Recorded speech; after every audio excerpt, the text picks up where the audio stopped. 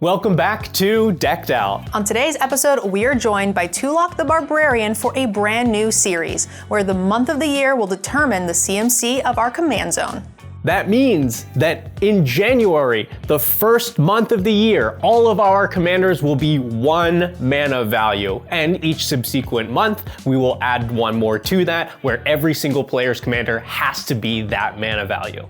Special thank you to our sponsors, TOA, Moxfield, and Ultimate Guard, but more on them later in the episode. All right, let's find out who everybody thinks is number 1. Hi everyone, I am Tulok the Barbarian, but today I'm Tulok the Bugbarian because I am playing Grist Voracious Larva. I want to put things in the bin and then get them out for a discount, just like how I do my grocery shopping.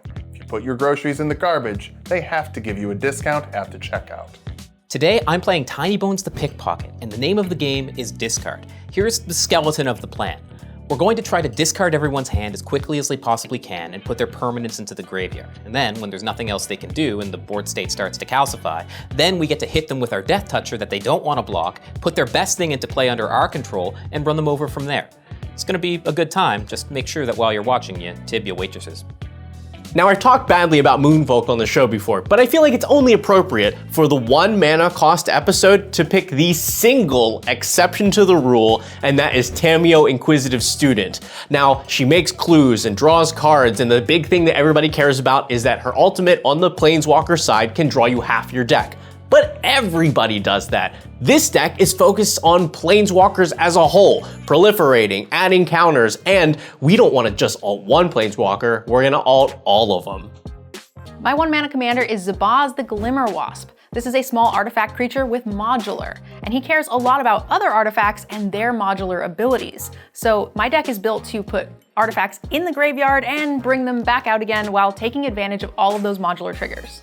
The new year is here, and our resolution is to stay weekly for 2025. And we need your help. Let's be honest, you're not gonna go to the gym every week like you said you were, but you are going to watch Decked Out, so maybe just that instead. And when you sign up, you'll unlock exclusive perks. You can get signed tokens, spell table games with us, submit your deck for us to play on the show. There's even an exclusive producer role where you can help us pick the themes, the guests, and all of the decks we use for the entire month. See, doesn't that sound so much better? So all you have to do is go down in the description, click the link, it'll bring you right to it. Easy as that. All right, let's get into the game. Welcome to the table. Let's see who goes first. 7? 19! Ooh, all right. Yeah. Sometimes it do be like that. I will hit a forest, and then I will tap that, shocking everyone on the 1-drop commander episode. Play my commander, Grist the Voracious Larva. She's got Death Touch. Whenever she or another creature enters the battlefield under my control, if it entered from the graveyard or I cast it from the graveyard, I can pay 1 green. If I do, I get to flip the Grist, and it becomes a cool, hot Planeswalker. Is that what it says? Yeah, it says hot. Canonically, Grist is the prettiest Planeswalker. New templating. New templating, important. I'll pass the turn. I will play a Misty Rainforest and pay a life and sacrifice it to find a forest or an island. And shocking everyone, I will find this breeding pool and shock myself for 2, and then cast my commander, Tamiyo Inquisitive Student. A 0/3 with flying. Whenever she attacks, I investigate, and when I draw my 3rd card in a turn, I can exile Tamiyo and transform her into a beautiful Planeswalker. I'll pass. All right. I'm gonna go ahead and start with an Urza Saga land for turn.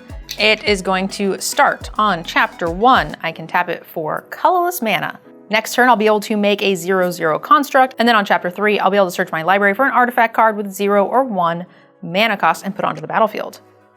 And I'll join the party, and I'm gonna play Zabaz the Glimmerwasp. It has modular 1. If a modular triggered ability would put 1 or more +1/+1 counters onto a creature I control, I get to put that many +1 on instead. I can also pay a red to destroy an artifact I control, or I can pay a white to give it flying.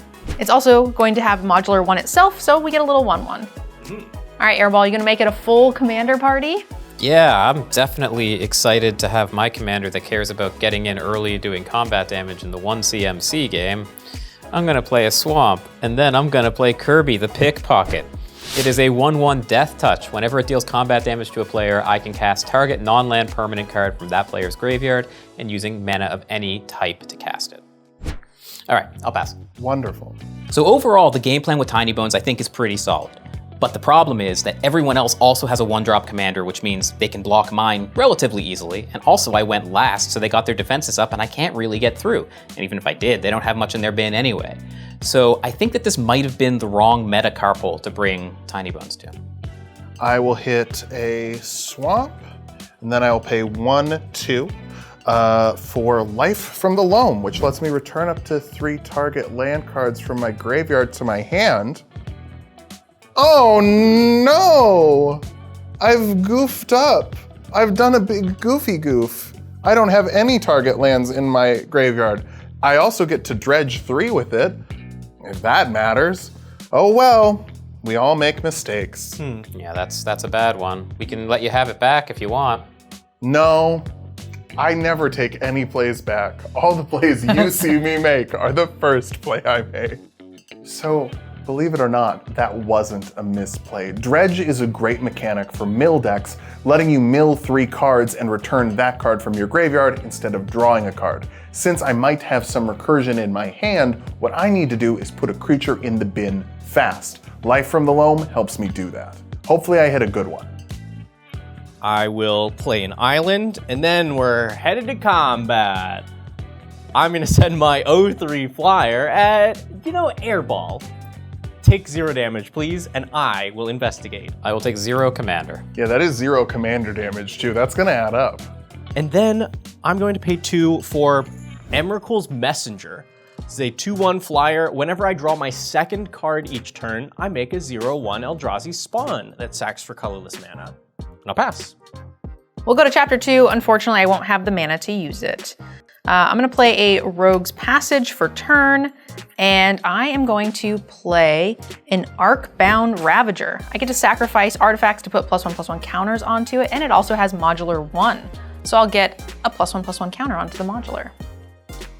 And I'm hanging out. I'm not trying to do anything too crazy. I'll pass the turn. I'm gonna go ahead and play another swamp, and then I'll pay 1 for a Dark Ritual to make 3 black mana. Then I'll use that 3 black mana and 1 more for a Geth's Grimoire. It's an artifact that says whenever an opponent discards a card from their hand, I get to draw a card. And I have no great attacks, so I'll pass. All right, untap, upkeep. Now, I goofed up with the Life from the Loam. Right. I didn't mean to cast it then. So I think what I'm gonna do is I'm gonna dredge 3. 1, 2, 3, and put it back in my hand instead of drawing. I'll play Tainted Wood as my land for turn. And then I will pay 1, 2. I wish I didn't dredge because I wanted that Artisan of Kozilek, so I'm gonna pay 2 for the death part of Life Death to return target creature card from my graveyard to the battlefield, and I lose life equal to its mana value. I'm sorry, what? So I'm gonna return Artisan of Kozilek to the battlefield under my control. I don't get the cast trigger, which is when you cast Artisan of Kozilek, you can return target creature card from the graveyard to your battlefield. So it's totally fine. It's just a 10/9 with Annihilator 2. And I do lose 9 life. Okay, I got an Eldrazi out on turn 3. That might seem bad, but the good news is my commander should be friends with everyone else's. It's a Flipwalker, like Veggie's commander. It's a bug, like NerdGirl's commander, and it's a 1 cost with Death Touch, like Airball's commander. So everyone will be my friend and no one will be mad about this. Most importantly though, I'll pay 1 green because that is a creature entering from the graveyard to the battlefield. I will turn over Grist so she gets even prettier. Wow. That's my kind of lady. This is a Planeswalker. It's +1, makes a 1/1 black-green insect creature token, and I mill 2 cards. I get to put a Death Touch counter on that token if a black card was milled that way. I can -2 to destroy target artifact or enchantment, and I can -6 For each creature card in my graveyard, I get to create a token that's a copy of it, except it's a 1/1 black-green insect. It comes in at 3. We all have these wonderful loyalty dice, but I'm gonna uptick it to 4 and get myself a bug. So I'm gonna bring that bug out, and then I'm gonna mill 2 cards. I'm gonna mill the Tato Farmer, and I'm gonna mill the Mulch. Mill and Mulch. All right, and then unfortunately, Artisan of Kozilek does not have haste because it's kind of a bad card. So I will pass the turn to Veggie. I'm going to play a forest, and I'm going to start my turn by paying 2 and sacrificing this clue to draw a card. That will trigger Emrakul's Messenger, and I will make an Eldrazi spawn. And then I will move to combat. I am going to send Emrakul's Messenger and a Tamiyo at Grist. On attack, I will investigate and make a clue. Does that have, oh, that is flying. Yeah, both are flying. Oh no. Okay, so I lose 2. Just 2. I think I'm gonna pass there while I have some things to sacrifice to an Annihilator trigger. Yeah. All right. I will untap, and then I'll go to my first main, which will trigger the Urza Saga, but I'm going to tap it for mana first, and then it'll go to chapter 3.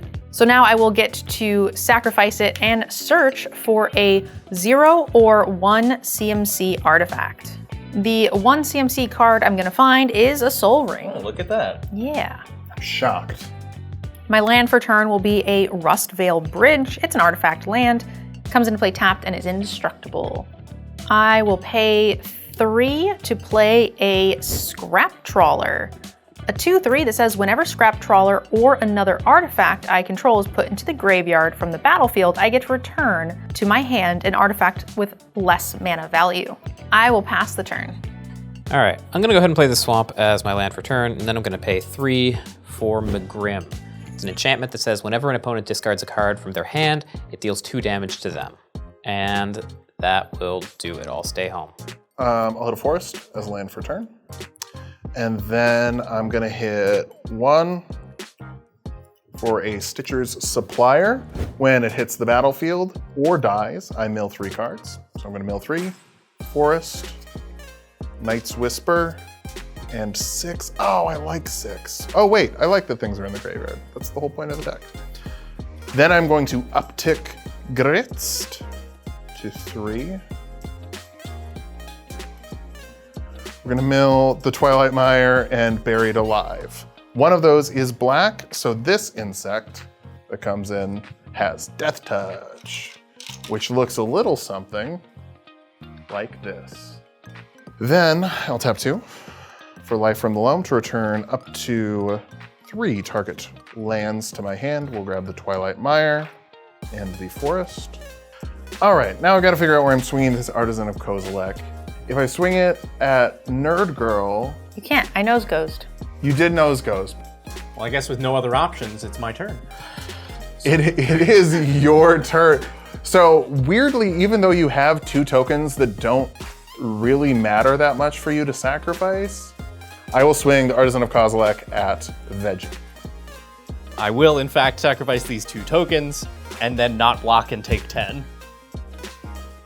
And with all of that being said, I'll pass the turn. That's rough. Okay, I have a temporary solution for that, but I need you to not do the thing where, oh, scary, there's a Planeswalker on board, let's blow it up because it's a Planeswalker. I'm gonna play this island, I'm gonna pay 4. I'm going to cast Tamiyo Completed Sage for the completed cost, so it will also cost me 2 life. I can +1 to tap up to 1 artifact or creature. It doesn't untap during its controller's next untap step. I can -X to exile a permanent in my graveyard and make a token copy of it, or I can -7 to create Tamiyo's Notebook, which reduces my spells and lets me draw cards. Naturally, the card that's going to save us here is Tamiyo, but in her Phyrexian form. Now, it's going to be an easy sell to get everybody to leave it alone while she locks down the Eldrazi, but I've got much bigger plans for her. So because of the completed casting, it will come in with only 3 loyalty, but then I am going to immediately plus up to 4 and tap Artisan of Kozilek, and it will not untap during her next untap step. I think I still gotta like try and do stuff. So I will go to combat and I'll send another 2+0 in the air at Grist. And I will make a clue. And I will pass. Veggie's gonna save us. Yeah, just like every decked out episode. All right, my land for turn is going to be a Power Depot. Comes into play tapped, makes colorless. I can also tap it to add mana of any color so long as that's an artifact. And it also has modular 1, so it's gonna come in with its own +1/+1 counter. Now that I have Scrap Trawler and Arcbound Ravager, I can start to take advantage of all of my modular triggers. Power Depot and Zabaz getting to die over and over again and recur them is a pretty great way to get back in this game. I'm gonna go ahead and pay 2 for a Veggie, a Reluctant Role Model. A 2/2 with Survival, which means on my second main, if he's tapped, I can give him a Flying, a Lifelink, or a +1/+1 counter. And when he or another creature I control dies, if it had counters, I get to put those counters on up to one other target creature. I'll pass the turn. All right, I'm gonna start here. I'm gonna play a Swamp for turn, and then I'm going to pay 4 for a kicked Tulok Dread Cantor. Whenever an opponent discards a card, put a +1/+1 counter on it. When it ETBs, if it was kicked, target opponent discards 2 cards at random. It's also pro-white, and I'm going to target Tulok with Tulok. I'm good with that. I like putting things in my graveyard. All right, I'm gonna shuffle these up and you get to pick them. Does that I guess, sound good? sounds good to me. 1, 2. Okay. Got the Dark Ritual and the Twilight Mire. All right, and a couple things are gonna happen. The Grim is going to trigger, so you will take 4 from Ow. discarding 2 cards, I believe, right? And then Get's Grimoire will trigger twice. I'll get to draw 2 cards. And then Tulok will also trigger. I will put 2 +1/+1 counters on it. And that'll do it. I'll pass the turn. Okay, that's copyright infringement. I'm coming for him. I will take that doesn't untap, not stun counter off of my Artisan of Kozilek. So next time it will. I goofed. I didn't want to get rid of Life from the Loam. I'm so sorry, everybody. I feel like I can't make up my mind. I'm gonna dredge 3 giant Ediphage Temple of Milady in the Golgari Rot Farm to put Life from the Loam back into my hand. I'll play a Forest for my land for turn. Then I will updoot the Grist to create a 1/1. And I will just, this has Death Touch, this doesn't, so we will count how many have Death Touch. Llanowar Wastes milled, and Fanatic of Ronas milled. All right, eternalizing Fanatic of Ronas seems like a decent idea. I'm gonna go 1, 2, 3, 4. And I will eternalize the Fanatic of Ronas. That means that I exile that card from my graveyard and I make a token of that, which is a 4/4 Black Zombie Snake Druid with no mana cost. I can only do that as a sorcery. It normally taps for 1 green mana, but because it has Ferocious, if I control a creature with power 4 or greater, I get to tap for 4. As I eternalize it, it becomes a creature with power 4 or greater. So even if something happens to my little baby Artisan, we're fine. Okay, so I will swing 1 non-death touch, 1 death touch insect over at Tamiyo to do 2 damage to Tamiyo, ideally. She will take 2. I'll pass turn. I'm going to play a Forest, and then I'm going to tap 3. For Pier, Imaginative Rascal. A 1/1 with partner with Toothy Imaginary Friend, which I will get to search for and put into my hand. And if 1 or more counters would be put on a permanent my team controls, that many +1 of each of those counters are put on the permanent instead.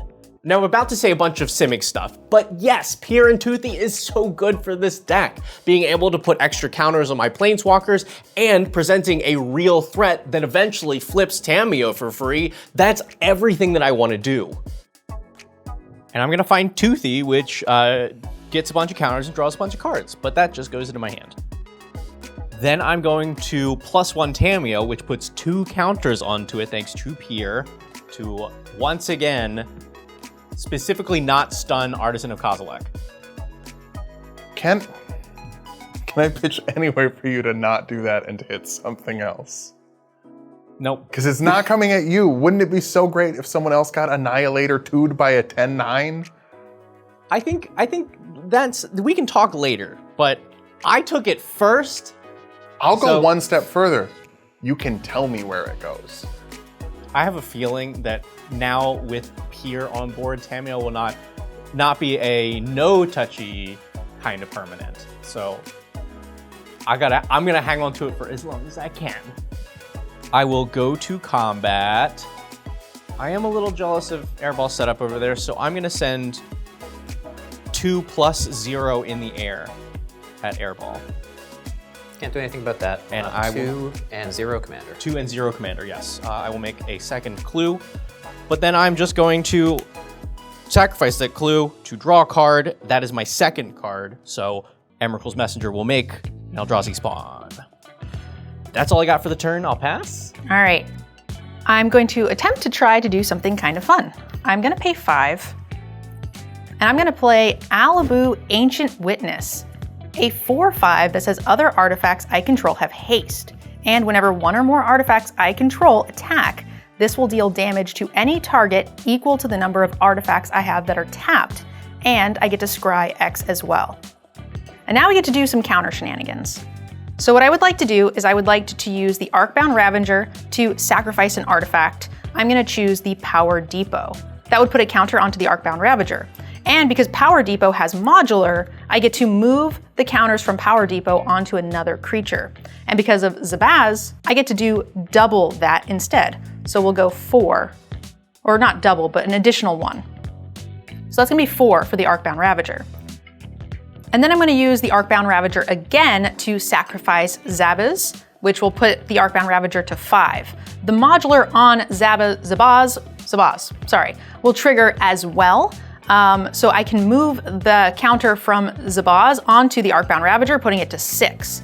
And then Reluctant Role Model will also allow me to get an additional counter onto any creature I would like. So I will choose also the Arcbound Ravager. So we'll go to 7. Zabaz will go to the graveyard, and then the command zone, which will allow me to get back my Power Depot with the Trawler. I will play that as land for turn. It has modular 1. Woo! All right, I'm gonna go ahead and move to combat, and I am going to attack with the Arcbound Ravager and the Reluctant Role Model. You know, they're both just gonna go to Veggie. And I'll have a trigger. Alibu will allow me to hit anything I would like for 4 damage. And Tulok, I think that's just gonna hit your 4/4. Okay. It's not a token anymore, so it just goes. It goes nowhere. It's not in the graveyard. It's in a special Great Beyond where it never got to tap for mana. It's on a farm up state where it can tap for as many green as it wants. So Veggie, you're getting these 2. And I get to scry 4, amazing.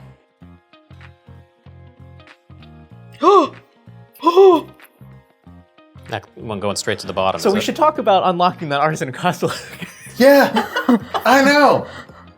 That scry was pretty good. I ensured that I got lands and card draw on the top, but I also got a big bomb. Now that bomb needs a lot of pieces, but if my opponents don't remove any of my cards, I might have a heck of a turn next time. Okay, before I declare these blocks, I will unlock Artisan of Kozilek. I will not target it again with this Tamiyo. Where do you want it to go? I will let you even make your own decisions on that. I will just ask you not to kill Tamiyo. I can agree with that. Okay. I will put this Eldrazi spawn in front of the Arcbound Ravager, and I guess I'll just take the 2 from me. Okay. I'll go to my second main, and the Reluctant Role Model will get a flying counter, and then I will be done. All right, I'm gonna start here. I'm gonna play an Urza's Cave. I can either add colorless or 3 and tap it, and sack it, search for a land, put it onto the battlefield tapped, and then shuffle. We're gonna pay 2 for a Bandit's Talent. When it enters the battlefield, each opponent discards 2 cards unless they discard a non-land. Level 2 for 1 black. Beginning of each opponent's upkeep, if they have 1 or fewer cards in hand, they lose 2 life. And I can level it up to 3. At the beginning of my draw step, draw a card for each opponent who has 1 or fewer cards in hand. Okay, I'll discard a non-land Seagate Restoration. Non-land. I'll discard Life from the Loam. Yep. Yep, that Checks out. That tracks. Actually, Okay. you know what? I'll discard 2. I'll discard Brawn. Nice. Okay, so 4 total cards were discarded, so I will draw 4 cards from the Grimoire. Megrim is going to deal 4 to Tulok and 2 to NerdGirl and to Veggie, and Turok will trigger and get an additional 4 +1/+1 counters. All right, NerdGirl, Tiny Bones is going to come in at you. Yeah, that's fine. I'll take a commander damage. All right, I'm gonna pay 2, and I'm gonna cast that Goblin Engineer. All right. Goblin Engineer's a 1/2. When it enters the battlefield, I can search my library for an artifact card, put it into my graveyard, or a red and a tap, sack an artifact, return target artifact card with converted CMC 3 or less to the battlefield. And off the Goblin Engineer, I will put this Virus Beetle into my graveyard. And then I'll pay 1, and we'll level up the Bandit's Talent to level 2. As a refresher, at the beginning of everyone's upkeep, if you have 1 or fewer cards in hand, you lose 2. And then I'll pass the turn. I shouldn't have discarded that Life from the Loam. I'm sorry, everyone. I'm sorry. I can't decide whether I want this card in my hand or not. I'm gonna go ahead and take it back and dredge 3. I'm sorry. At this point, you should have learned by now, so we can't let you take anything back. So that, yeah, you'll have to. Yeah. No, I know. All right, I will uptick. I will make a bug, but what kind of bug? That's the question. Forest and Moldigraph Millipede. So it is just a normal bug. There are 2 bugs that can not have summoning sickness. There's 1 bug that does, and 1 bug with Death Touch. Okay, now I'm going to go 1, 2, hit the Life from the Loam, and get the Command Tower, and get doesn't matter. Not really. Twilight Stephanie Meyer. Big fan of her writing. Sure. And then I'll tap 1, 2. Whoa. For Farseek, to search my library for a plains, island, swamp, or mountain, put it into the battlefield tapped, and then shuffle. All right, we're gonna hit the Rick and Mortuary. It's Underground Mortuary. I get to surveil 1 when it hits the battlefield. I will play Command Tower for a land for turn. And then pass the turn. I'm going to play an island, and I'm going to start by paying 3 for Ichor Moon Gauntlet. Planeswalkers I control have pay 0 to proliferate and -12 to take an extra turn after this. And whenever I cast a non-creature spell, I choose a counter on a permanent and put an additional counter of that kind on that permanent. Then I'm going to pay 1, and I'm going to cast Thirsting Roots. I can either search for a basic land and put it in my hand, or proliferate. That is a non-creature spell which will trigger Ichor Moon Gauntlet. I will put a counter on Tammy. No, proliferate here. Yeah. I think I'm just gonna keep this one. Double flying? I'm gonna put one Chris. counter onto. I'm gonna put one counter onto Tamio, which is another one thanks to Pierre. And then Thirsting Roots, I'm gonna choose to proliferate, which will put another counter on Tamio, which is a second counter, bringing her up to 8.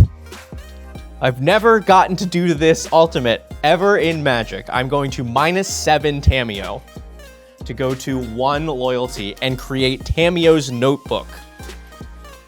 Okay, so I will make Tamio's Notebook, a legendary artifact that reduces my spells by 2 and can tap to draw a card. That's good. That's a good. That's pretty good. I'm gonna tap that right now. We're gonna draw a card. That is my second of the turn. Emrakul's Messenger will make me an Eldrazi spawn. I guess we have to, whatever. This is what I want to do. We're gonna pay 2 because it's reduced by 2. I'm going to cast a Spark Double. This is going to come in as a copy of Tamio, Oh. but it is not completed, so it will start with 5 loyalty, but that will be 6 loyalty, But 7, because Spark Double too. but 7 because Spark Double 2. Yeah, I think at this point I'm just going to plus my new Tameo to 9 and tap out the Arcbound Ravager for a turn. Here, did you need this? I do need the no touchy.